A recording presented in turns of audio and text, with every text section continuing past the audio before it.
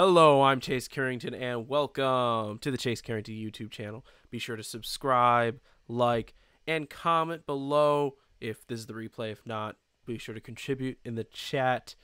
I'd love to hear your different Bible facts or Bible questions in the comment or the chat to give me both ideas for videos and to engage in conversation right now. If you have a really hard fact, I will definitely look it up. I'm going to try my best to monitor the chat right now. I usually don't do a very good job of that, and usually after the video is done that I even check the chat, but I'm going to try my best to keep up with it this time. So let's begin. As you can see from the title, I do want to talk about some Bible facts here. And I was thinking this is a really good idea, just do a live stream of Bible facts and just discussing them and having fun.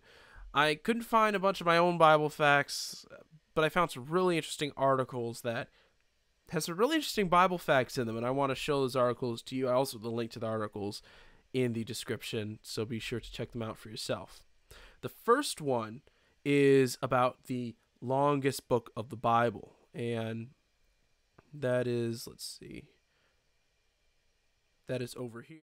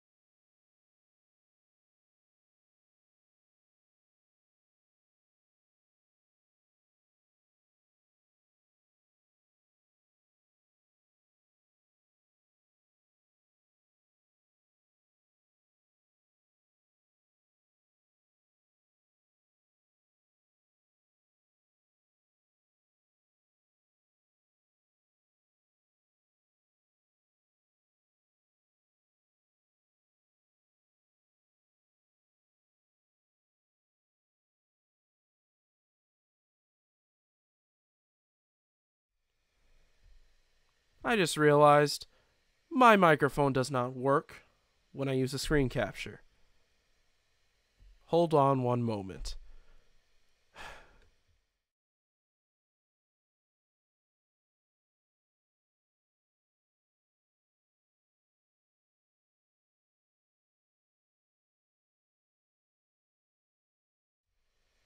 Okay, what I'm going to do is I'm just going to add. See, it always happens. There's always some sort of glitch with my audio, no matter how hard I try. Let me fix this real quick, guys. See, window, add existing. No. Why is nothing working? Okay, see, what did I just do? Oh, well, just believe that my thing is over there. Wait, actually, I know what I'm...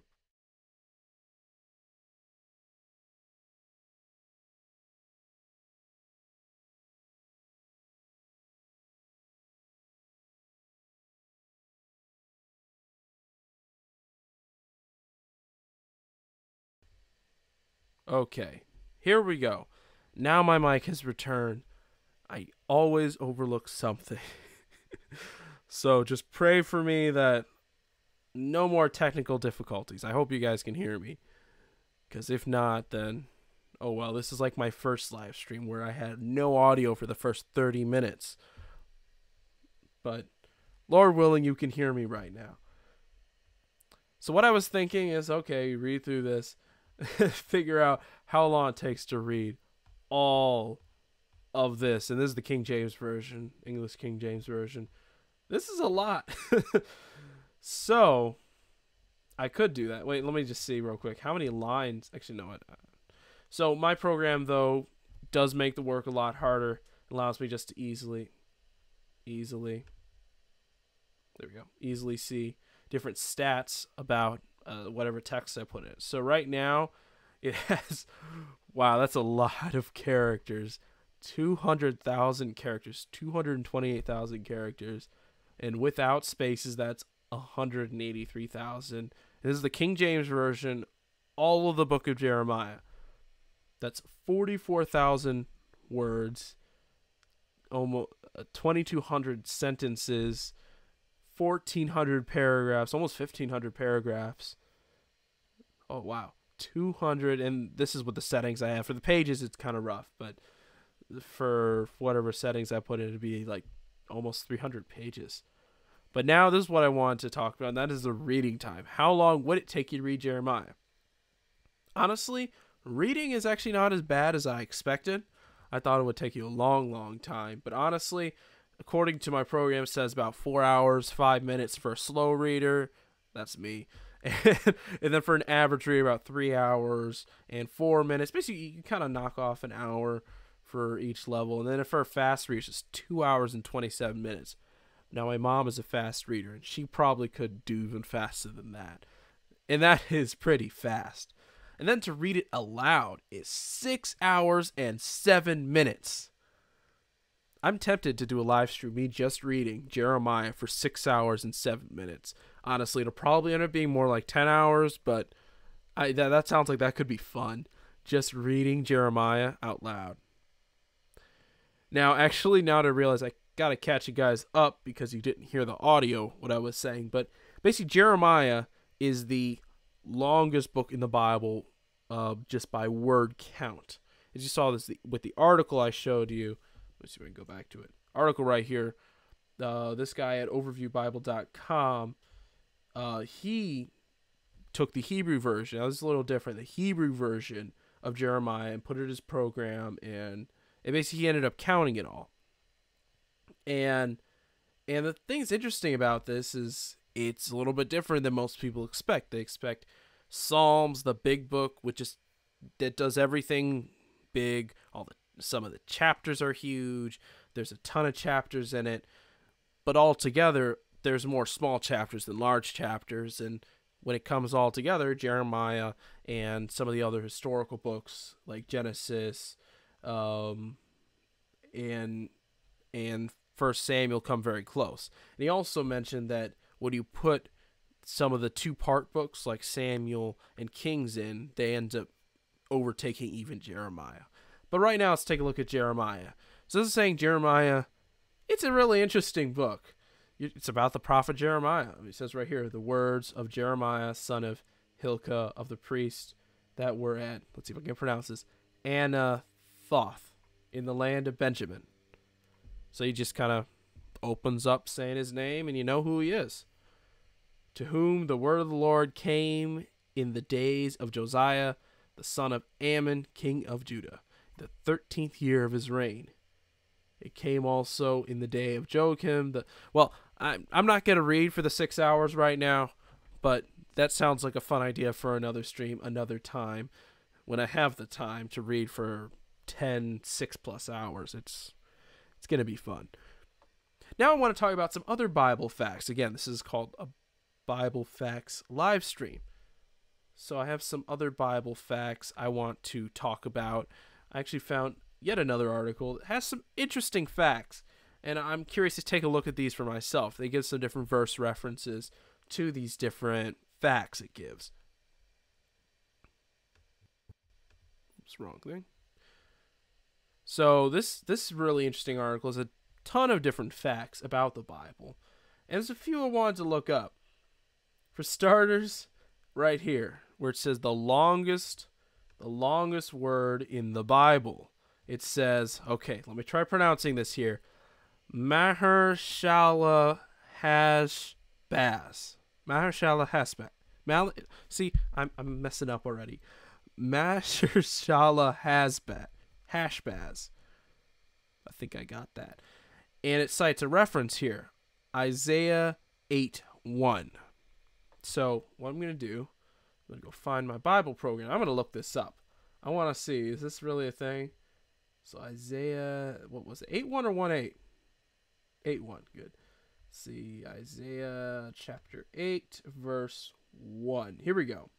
Moreover, the Lord said unto me, take thee a great roll and write in with it with a man's pen concerning Maher Shala Hashbaz.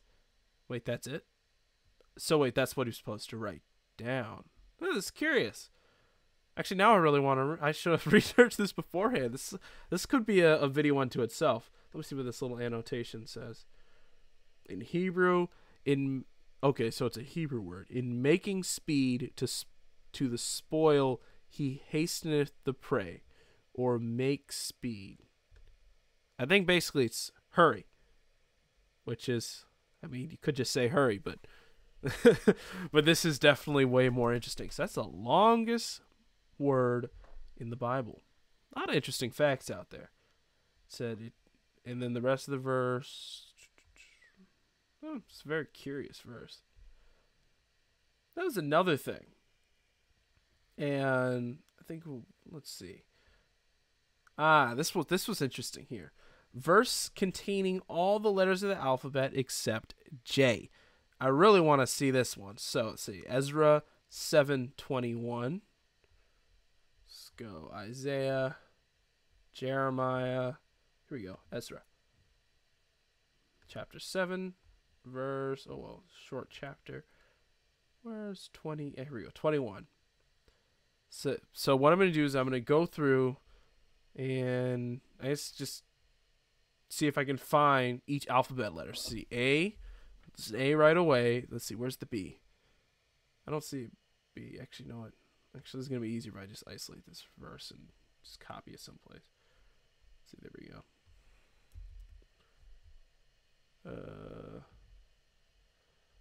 Actually, Jeremiah, it looks like you might have to go. No, I'll just create a whole new document. Okay. Okay, we have A. Let's see if we can find a B. B. That's what comes after that. Of course I know. C. See, where's C? Let's get rid of that. Am I missing it? Here we go. Decree. C. A, B, C, D, E already. We see F. Where's F? I'm missing it. I know it's here. Treasures. Wait. Is there an F in here? Let me check the article again. I didn't say. Let's see. It's all the letters of the alphabet except J. And I assume it means the English alphabet if it says except J. Okay, let's see. Nah. Let me check the chat, see if anyone, no one can see the F except. Feel like it's just like right there. And E. Artaxerxes, king, which are beyond the river whatsoever. Priest, scribe, law, God. I honestly do not see.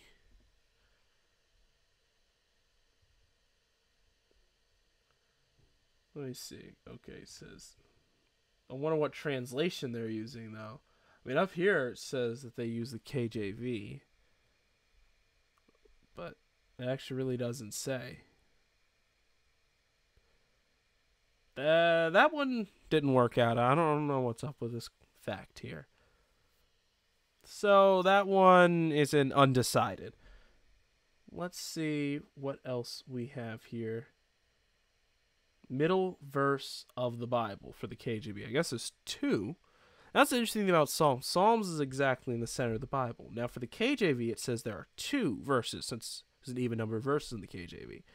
So I'm going to go see what these verses are about. Is there anything special about them because they're in the center of the Bible? Or is that just in the center.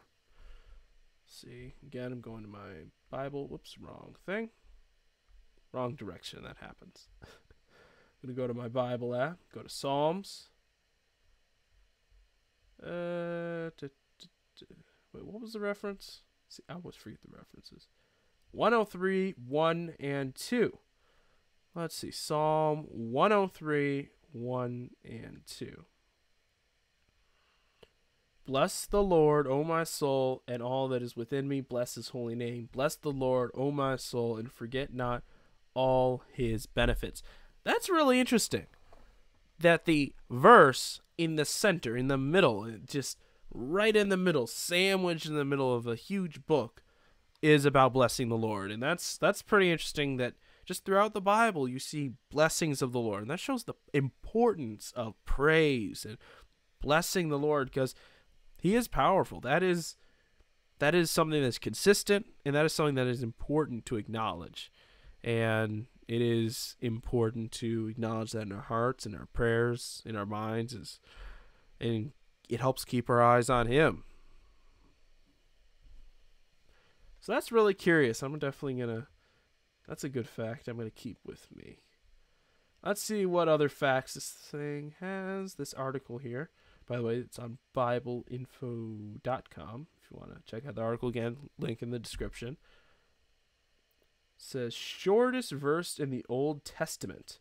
Now we all know Jesus wept, but I'm curious to see what 1 Chronicles 1:25 has to say. So let's see this.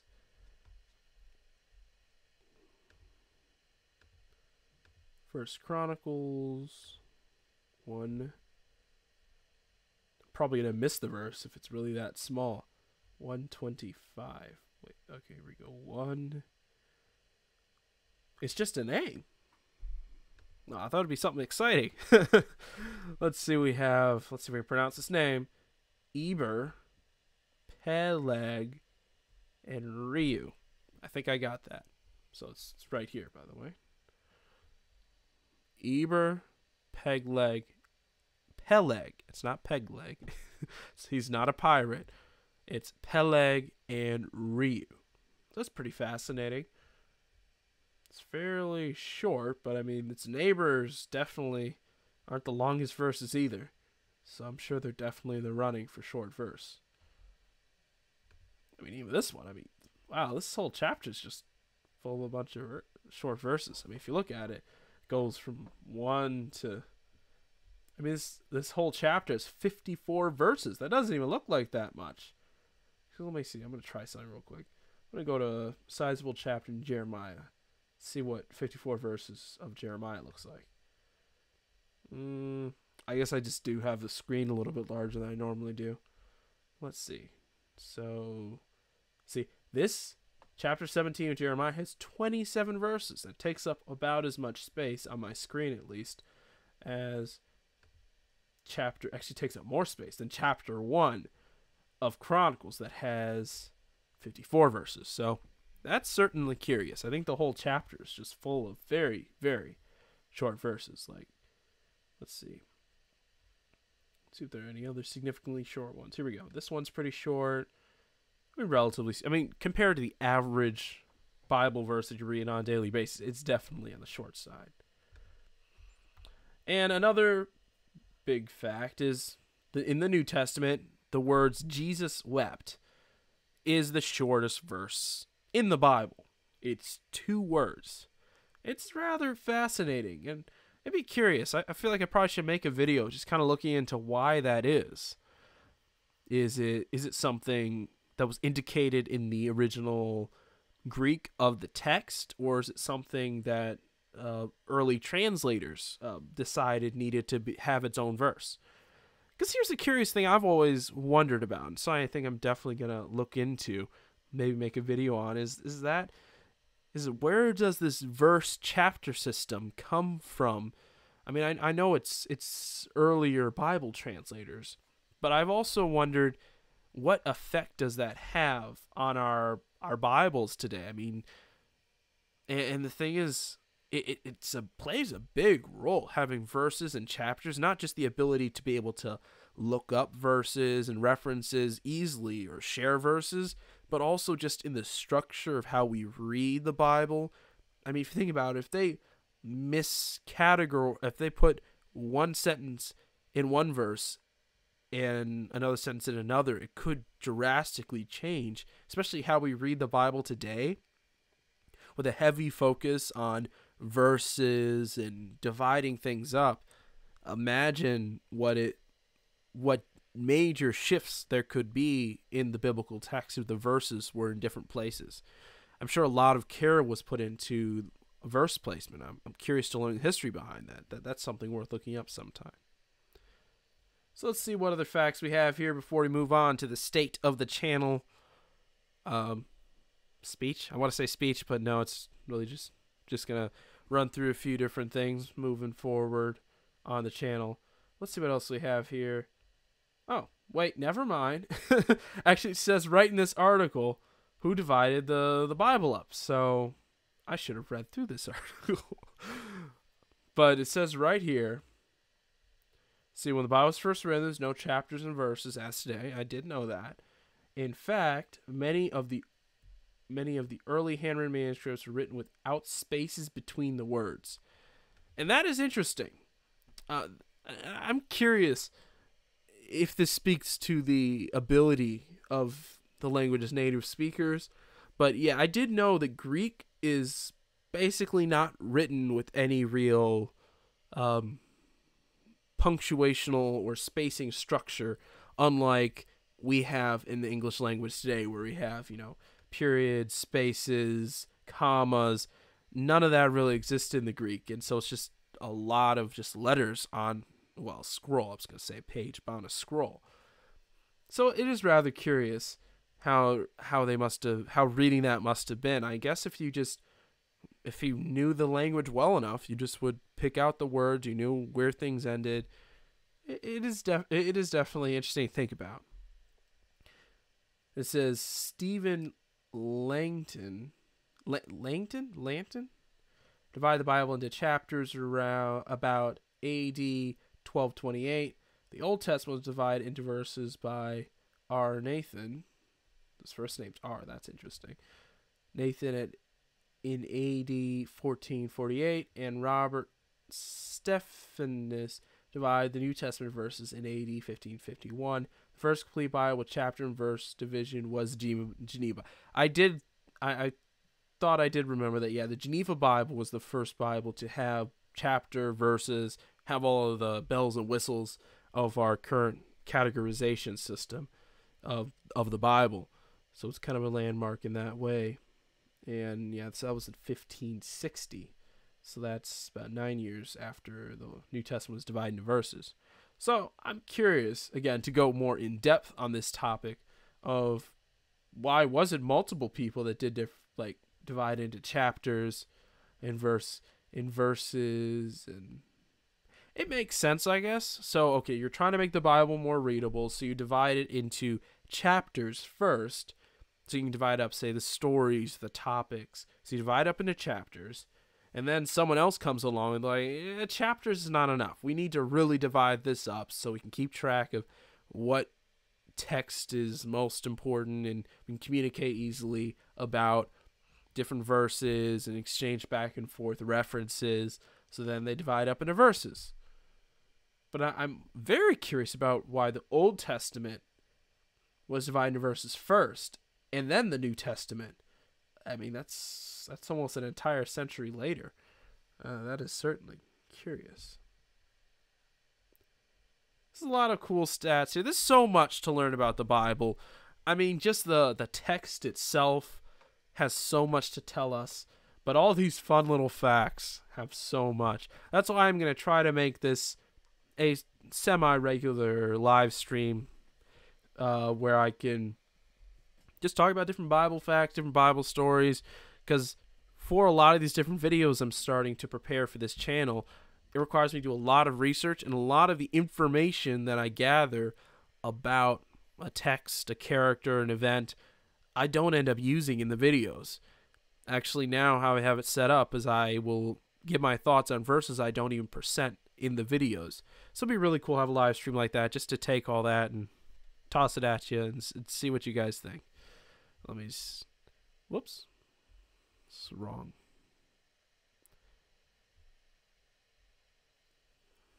And so let's see if there's just any other ones we want to check, and then we'll move on to the next portion of this live stream. This is the word count in the Old Testament. Wow, that's a lot of words. Longest chapter, Psalm 119. Yeah, I did know that. Chapters that are most alike. Now, I'm curious how they judge this. Most alike.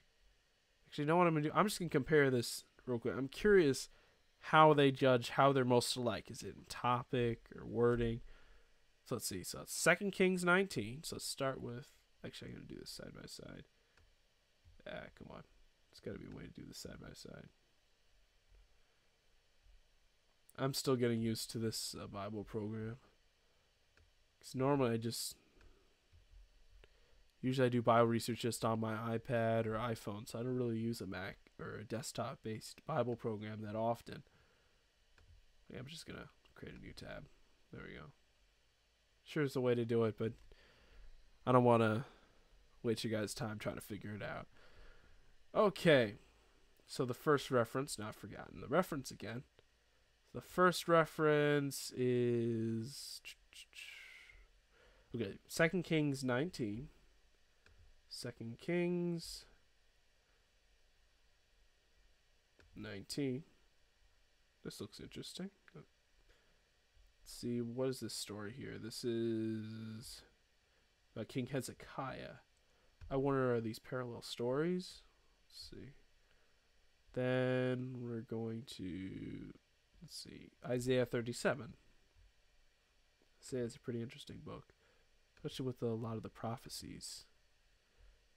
Isaiah 37. It came to pass when King Hezekiah, wow. So first of all, it looks like that they are retelling the same story.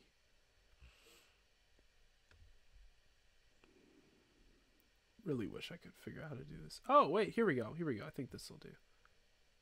There we go. Side by side. This is really interesting. Okay, so, and it came to pass, when King Hezekiah heard of it, that he rent his clothes and covered himself with sackcloth.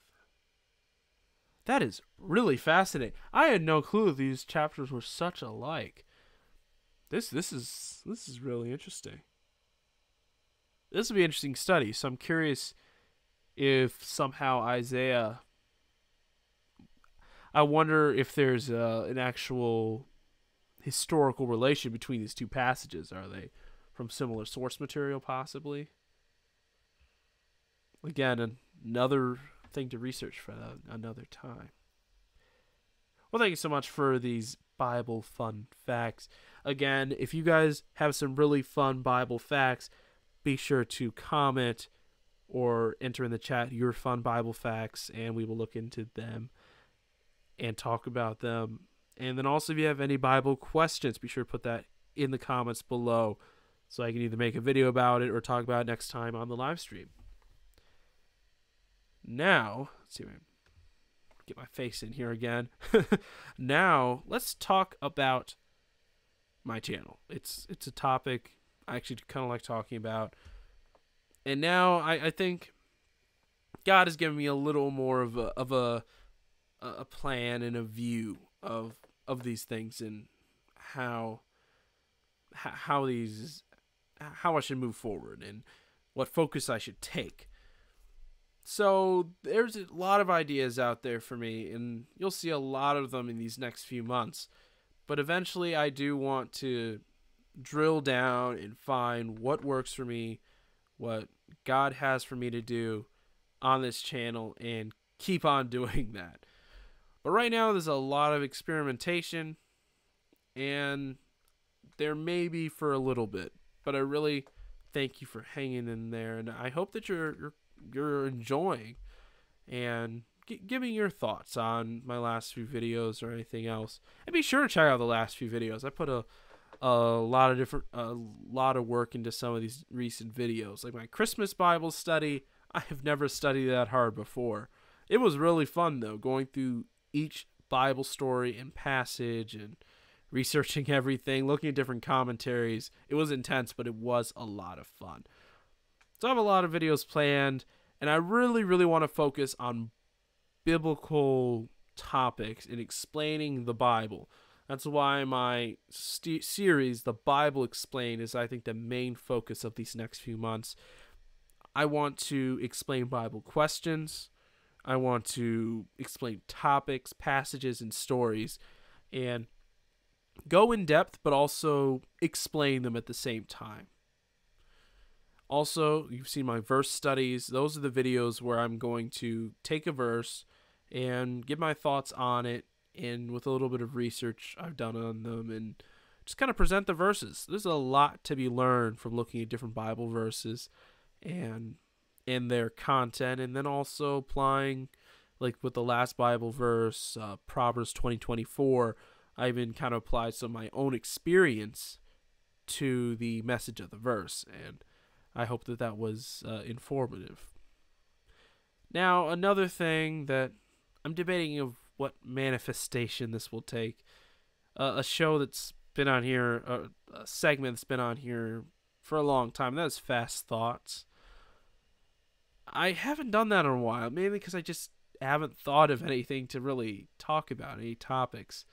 But if you guys have any ideas, again, put it in the comments. Fast Thoughts, if you don't know, that's where basically I set a time for myself. I think 90 seconds usually works. And then I speak about a topic, usually a biblical or a Christian life topic, for that amount of time. And I do it off the cuff, just kind of passionately speak about something. And that's what the Fast Thoughts is. And this last one is by far my most ambitious project. And I just haven't. It's been tough to kind of. It's ambitious to the point where I think I've built it up to kind of be my perfect epitome of a project. So I don't know how I'm gonna. I'm being prayerful about this next project, and I hope that God places everything where He wants to, and that is something called the simple story. I really, really want to bring Bible stories to this current medium. I really want to retell the Bible stories in a way that's understandable but still does not lack detail or meaning. And I really want to do this so I can share these amazing Bible stories in a new light to people who may not be as familiar with them, or people haven't heard them in a while, or at least in that way. I'm prayerfully considering how to deliver these stories, whether it's just me telling the stories. My vision is to somehow at least partially have a visual or an animation portion, but I'm prayerfully considering that next project and seeing what is next for that one. But altogether, the next few things you should see in the next few months is just, I want to keep on doing a weekly video schedule. As you see, I'm doing this live stream tonight because I haven't been able to put together a video for this week. But a weekly video schedule, and I think a monthly live stream schedule. And I hope that whoever God wants to come will come. They'll enjoy it, and I hope they'll subscribe. Lord willing. But this is, right now, this channel is a commitment. And I feel that this is God's will for me at this time. And this is something I want to commit to for at least the foreseeable future. And hopefully the Lord will do what He wills with it. And whatever He wants to happen, whether it is abounding prosperity or just I reach one person, whatever He has for it, I hope whatever I do, whatever I pour into this channel, will accomplish that goal. My goal, of course, is to reach as many as possible, as many fellow Christians and maybe even non-Christians who want to hear what I have to say, and hopefully will enjoy it. Thank you so much for tuning into this live stream. One other thing, I do have a video I'm working on right now, a few. One is about Moses. I want to talk about Moses and his death. Yeah, that sounds like a very fun topic, I know.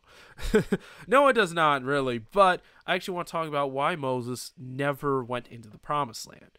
And I feel like this is going to be a really interesting topic. I've also been reading this book here. It's told me so much about it's called The Bible and the Land. It talks about so much about Israel and how it adds context to the Bible, the actual land of Israel, and it really how much it adds to the Bible. It's fascinating, and I also want to add that to the Moses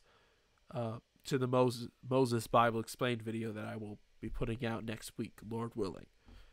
And then also I have some videos that I made, recorded, even partially edited, but I haven't put out.